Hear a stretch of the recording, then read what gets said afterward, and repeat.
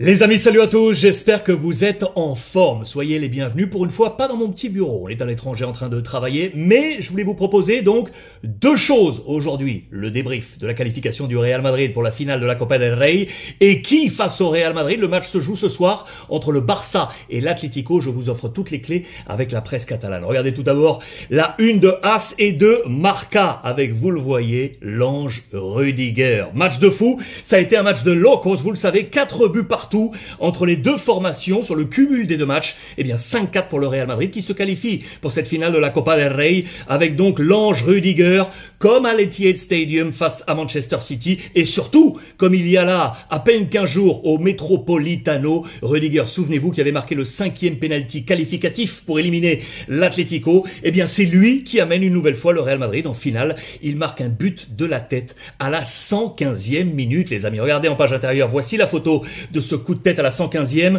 du fou El Loco. Ça a été un match épique, les amis. Rendez-vous compte, à la 80e minute, le Real Madrid était mené 3-1. 3-1 pour la Real Sociedad à la 80e minute, les amis, pour, au final, ce 4 buts partout. Le Real n'a jamais mené dans cette rencontre. Jamais mené. Regardez quel était le plan de bataille de Carlo Ancelotti. Mbappé n'était pas titulaire. L'attaque menée par Vinicius, Endrick et Rodrigo. Rudiger non plus n'était pas titulaire. La charnière avec Alaba et le jeune Asensio. Et regardez les notes à droite.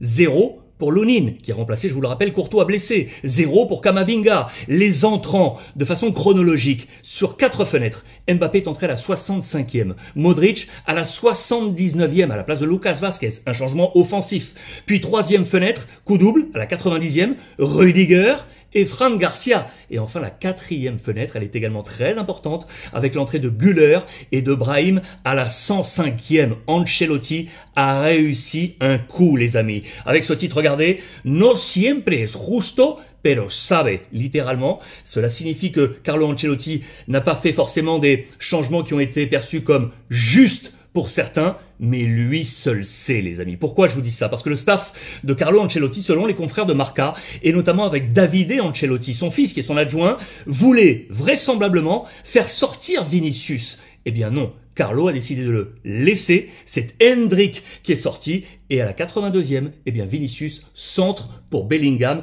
Un geste décisif, un acte fort de Carlo Ancelotti. C'est lui également qui choisit de faire entrer Güler à la place d'Asensio. Un choix offensif à la 105e. 10 minutes plus tard, c'est Güler qui transmet ce corner sur la tête de Rudiger pour le fameux 4 buts partout. Ancelotti est otra historia, les amis.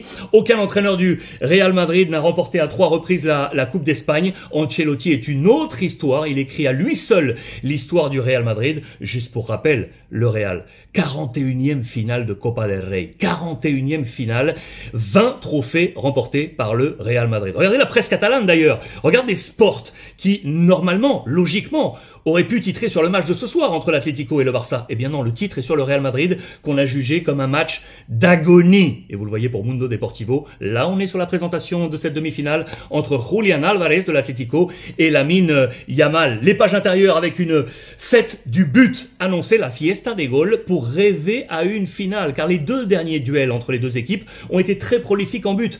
14 buts inscrits. Ça fait 12 ans. 12 ans que l'Atlético n'a pas joué une finale de Copa, alors que vous le savez, le Barça est le recordman. 31 titres. Aucune équipe fait mieux en Espagne que le FC Barcelone dans cette compétition. Alors que va faire Hansi Flick?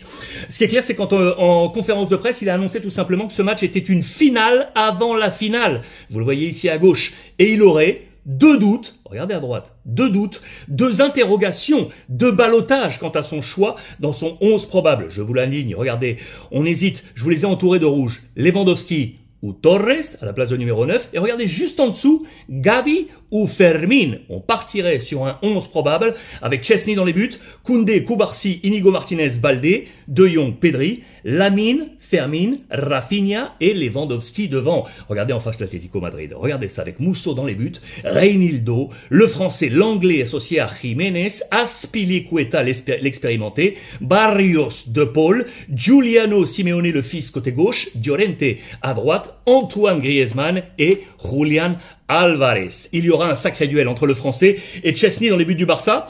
Szczęsny, peut-être que vous ne le savez pas, est un adepte de la méditation. Le calme avant la tempête. Voilà le titre dans les colonnes de la presse catalane ce matin, car l'Atlético est son, entre guillemets, pire adversaire.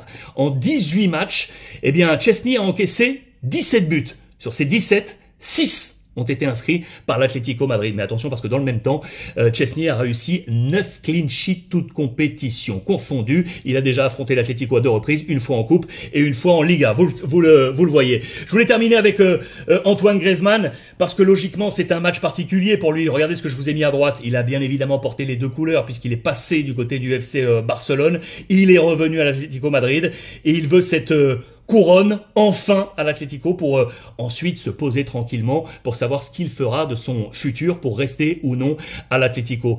Il veut cette première coupe. Pour rappel, il n'a pas remporté le titre de champion ni la Ligue des Champions avec l'Atlético Madrid. Il a 34 ans.